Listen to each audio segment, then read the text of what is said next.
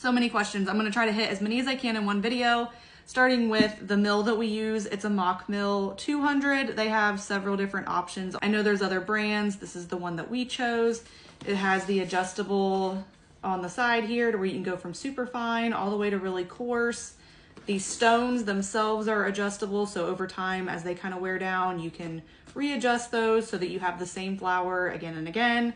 Mockmill, we love it. The ones that I use for bread are hard red, hard white, and einkorn. It's usually a mix of those three, and in my breads I typically throw, it's like a fun little science experiment. I throw in all kinds of stuff: dried beans, rye, buckwheat, what's the other one I have? Barley. We've been really onto barley, but mainly because I accidentally bought 50 pounds instead of 5 pounds. A lot of people commenting that their bread doesn't turn out since they've switched to fresh milled flour. My number one guess would be that you're either over adding flour to get it to be workable right off the bat, or you're not working the dough enough for the gluten to develop and be strong enough to rise. Both of those things will cause your bread to be really dense, really crumbly, and not rise very well. So if that doesn't remedy your problem, maybe it's the grain you're using, but I would almost say that those two things would probably help out anybody that's having issues with bread. Soft white and einkorn.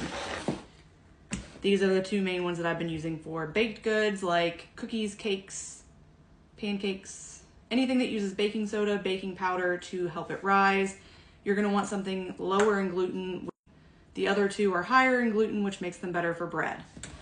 With baked goods, people that are having problems with everything being flat or not having rise, I would guess that it's probably because you're not letting the grains absorb the liquid before you bake it. To remedy that quickly, or at least help you out a little bit, make your dough, make your batter, and then turn on your oven to preheat. That's gonna give you a good like 7-ish minutes of a preheat time that your batter and stuff is going to be able to absorb a little bit better, and maybe help with your cookies not being flat, your cakes getting some sponginess to them, and all that good stuff. So I think that I hit all the main stuff. The Mockmill, as far as what you can mill, so many things. I've seen people that have strictly gluten-free recipes using the Mockmill. It can mill pretty much everything. There's a whole list. I was gonna write it down, but it was like 75 things.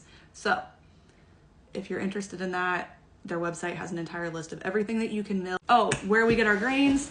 Right now, we're working through some that we got from Azure Standard. We've bought some from Amazon and another place in Oregon that I can't quite remember the name, but there's so many options online, and they usually all sell them in like 25-pound bags, 50-pound bags, so you can get a lot.